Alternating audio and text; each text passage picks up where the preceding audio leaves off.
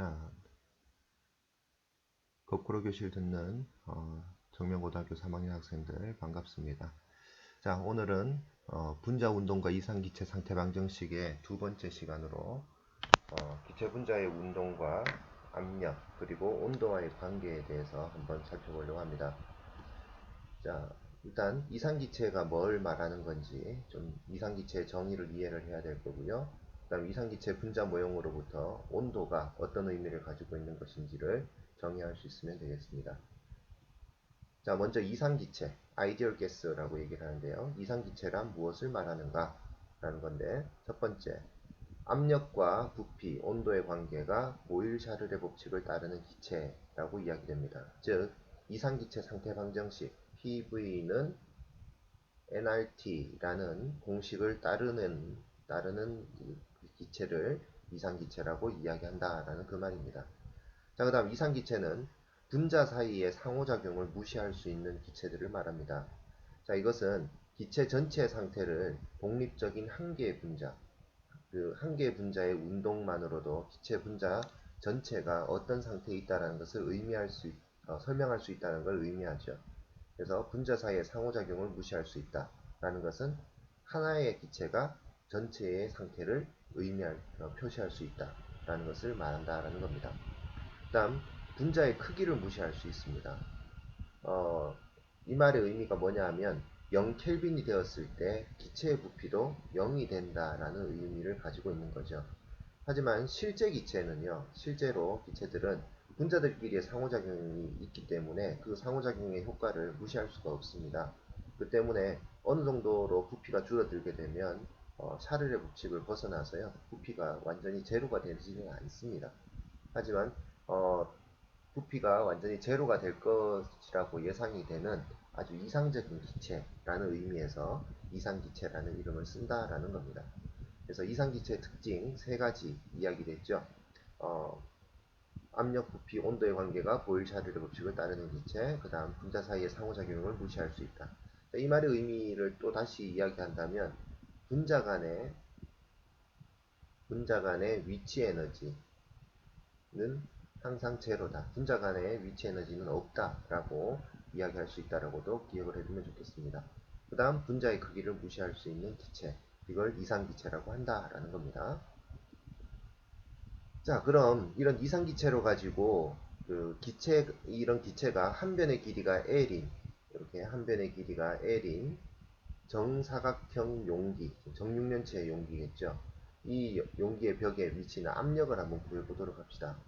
자, 이 용기 속에서 어떤 특정한 방향으로 V라는 속도로 운동하는 기체가 있다고 볼 때, 이 기체가 어떤 임의의 방향으로 가고는 있지만, X축 방향으로 가고 있는 성분도 있겠죠. 이걸 가지고 먼저 독립적으로 한번 생각을 해보도록 합시다. 자, 그러면 이 기체는 X 방향으로 와서 충돌한 후에 튕겨 나가는 이런 운동을 하는 것으로 예상을 할 수 있을 겁니다. X 성분은요. 자, 그럼 이 기체 분자 한 개가 X 방향으로 운동하고 있을 때 그 기체 분자의 운동량의 변화량은 어떻게 될까요? 예, Vx라는 속도로 와서 Vx라는 속도로 튕겨나가는 것, 즉 탄성 충돌을 하는 것이 이상기체입니다. 그러면 운동량의 변화량은 얼마가 될까요? 운동량의 변화량이라는 것은 나중 운동량 빼기 처음 운동량이니까 처음에 오는 속도를 Vx라고 한다면 튕겨나간 속도는 마이너스 Vx가 되겠죠.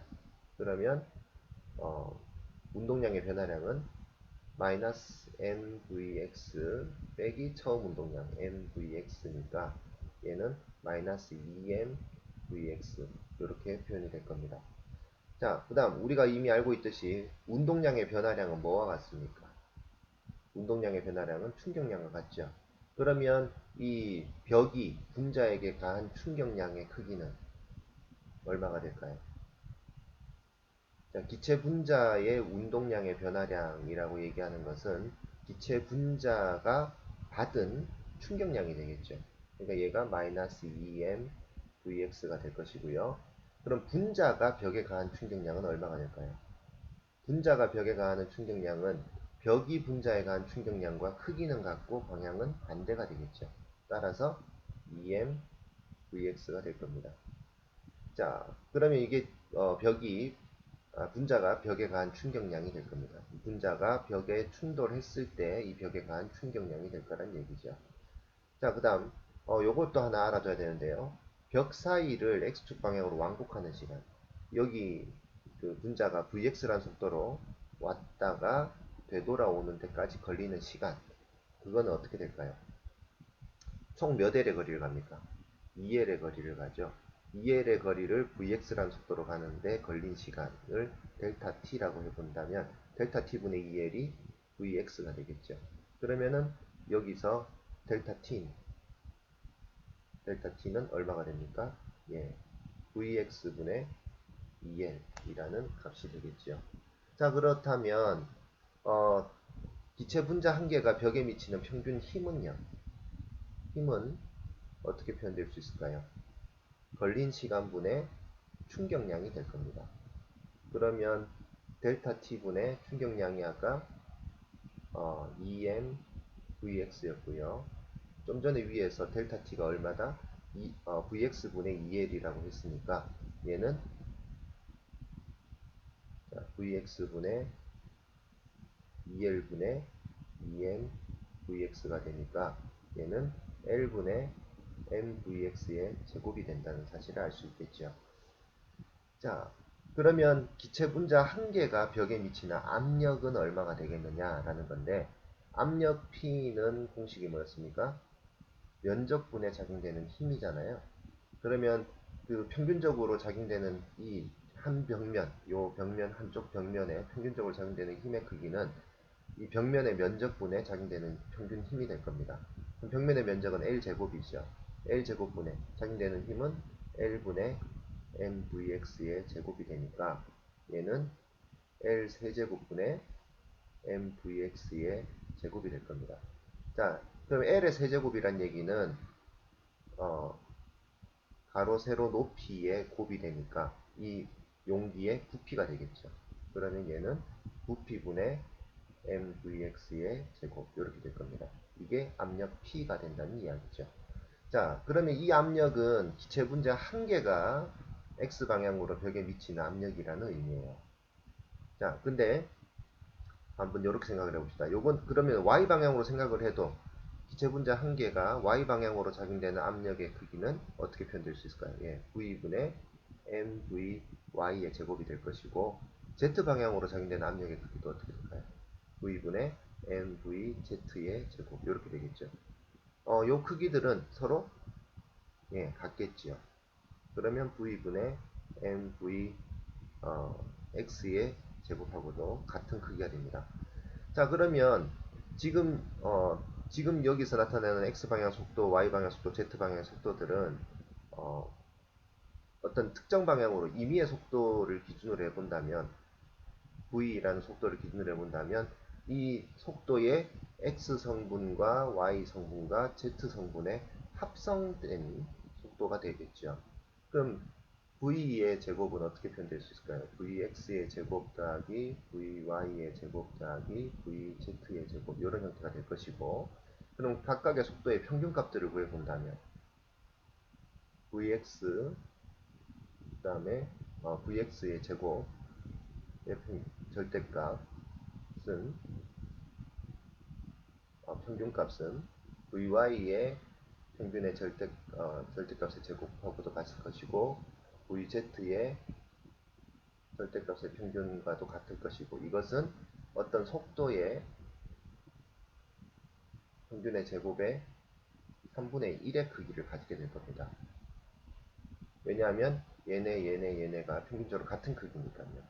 그러면 결과적으로 이 압력 P라고 얘기하는 것은 평균적으로 이야기를 해본다면 기체 분자 하나가 작용하는 압력의 크기는 3V분의 mv 평균값의 제곱 이렇게 표현될 수 있겠죠. 자, 그러면 이 속에 기체 분자가 만약에 n개의 기체 분자가 있으면 이 n개가 벽면에 일일이 충돌을 하게 되는 거겠죠. 그러면 그 압력의 크기는 n배만큼 늘어날 겁니다. 그러면 n개의 기체 분자가 작용하는 압력은 3V분의 라지 n mv 평균의 제곱 이렇게 표현될 수 있다는 얘기죠. 자, 그러면 여기서 이제 최종적으로 내릴 수 있는 결론은 PV는 뭐라고 쓸 수 있어요? PV는 3분의 n mv 평균의 제곱 이렇게 이야기될 수 있다라는 겁니다. 자, 일단 용기의 그 한 변의 길이가 L인 정사각형 용기 벽에 그 속에 있는 기체가 벽면에 작용하는 압력의 크기는 일단 부피가 일정하다고 본다면 그 속에서 움직이는 기체 분자의 속력의 평균 속력의 제곱에 비례한다라고 볼 수 있다는 얘기죠. 즉 기체 분자가 빠르게 움직이면 빠르게 움직일수록 이 용기 내부의 압력은 커진다라는 의미를 알 수가 있다는 얘기입니다. 자, 그 다음 요런 그 압력이 또 기체의 온도와도 어떤 관계가 있는지를 알 수가 있는데요. 좀 전에 봤듯이 자, 기체 분자 N개가 작용하는 압력은 어떻게 표현됐습니까? 3V분의 N mv 평균의 제곱으로 표현될 수 있다 그랬었죠. 자, 그럼 여기다가 기체 분자의 평균 운동 에너지를 한번 적용을 해볼게요. 자, 평균 운동 에너지라고 얘기하면 2분의 1 mv의 제곱이 되겠죠. 이거를 평균 운동 에너지라고 한번 써보자는 거죠. 그렇다면 이 압력 P는 뭐라고 쓸 수 있다는 얘기입니까? 3V분의 2N 이렇게 쓸 수 있겠죠. 자, 그러면 요걸 가지고 이상기체 상태 방정식에다 한번 적용을 해봅시다. 그러면 PV는 3분의 2 N EK 이렇게 쓸 수 있다는 얘기고요. 얘가 N 잘못 썼네요. 이걸 지우고요.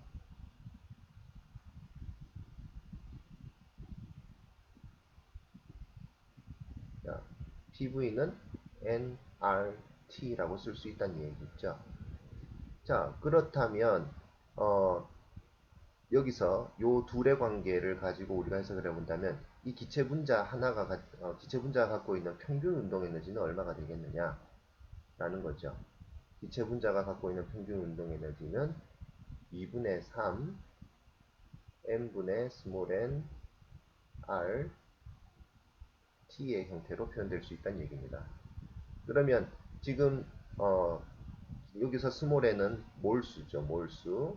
그 다음에 얘는 입자수가 될 겁니다. 입자수. 자, 그러면 입자수 나누기 몰수 하게 되면 뭐가 되나요?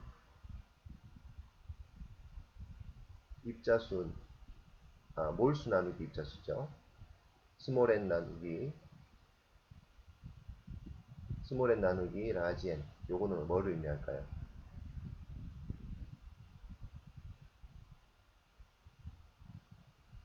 예, 요거는 별로. 다시 여기 넓은 뜻 쓸게요. 라지 n분의 스몰 n은 내가 m으로 쓰네요.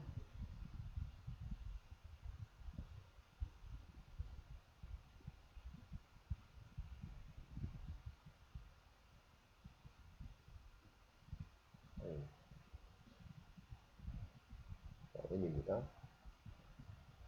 자, 스몰 n 나누기 라지 n은 뭐를 의미합니까? 예, 아보가드로 수의 역수가 됩니다. 왜냐하면 어떤 입자수라고 얘기하는 건 아보가드로 수 곱하기 몰수라고 쓸 수 있잖아요. 그죠? 그러면 여기가 이렇게 쓰여지게 되는 것이고, 그럼 이 식을 다시 써본다면 2n0분의 3rt라는 걸로 쓸 수 있다는 얘기죠. 자, 그러면은 n0분의 r이라고 얘기하는 것은 아보가드로 수분의 기체 상수니까 얘도 일종의 상수가 되겠죠. 상수. 그러면 얘는 어떻게 쓸 수 있다? 얘는 결국 2분의 3 어떤 상수 kt라고 얘기됩니다. 여기서 k를 뭐라고 부르냐면 얘를 볼츠만 상수라고 불러요. 이 값을 찾아낸 사람이 볼츠만이기 때문에 볼츠만 상수라고 부릅니다. 자, 그럼 결국 이 앞에 있는 이 숫자들도 결국은 상수예요. 그러면 기체의 온도라고 이야기하는 건 결국 뭐를 의미하는 거다? 기체의 온도라고 얘기하는 건 기체 분자가 갖는 평균 운동 에너지의 크기를 의미한다라는 것을 말할 수 있다는 얘기입니다. 그러니까 기체 온도가 높으면 높을수록 기체의 평균 운동 에너지가 크다라는 것을 얘기하는 거고요.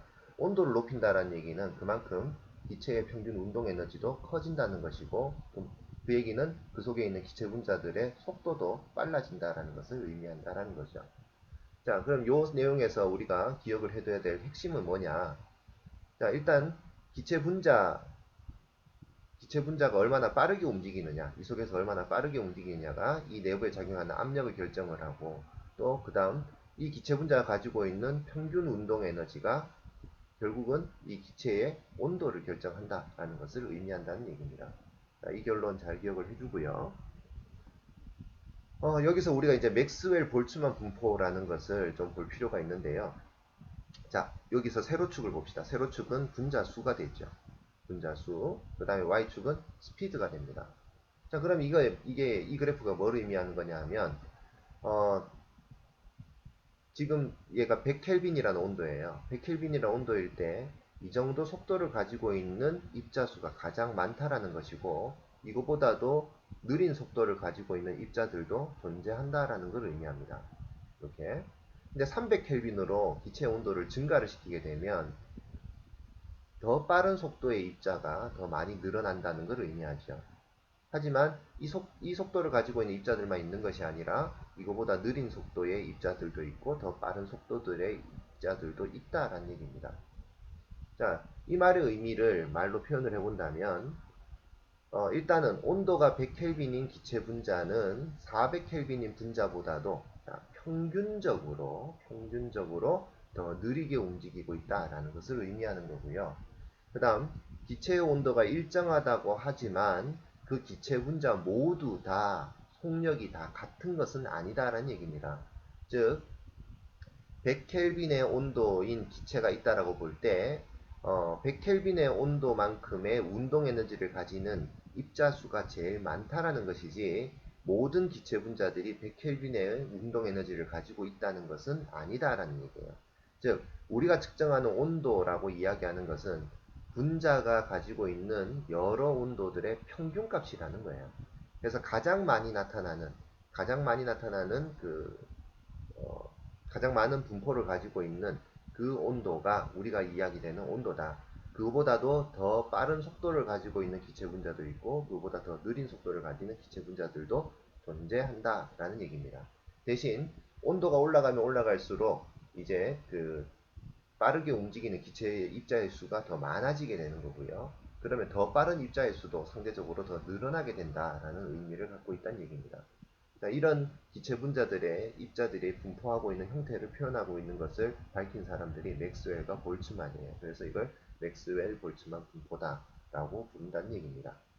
자, 지금까지 그 기체 분자의 운동이 압력과 온도에 어떤 영향을 주고 있는지에 대해서 살펴봤습니다. 자, 이에 대한 문제들도 우리가 수업 시간에 좀 풀어보면서 개념을 더 심화시켜 볼 수 있도록 하지요. 자, 강의 듣느라고 수고했습니다.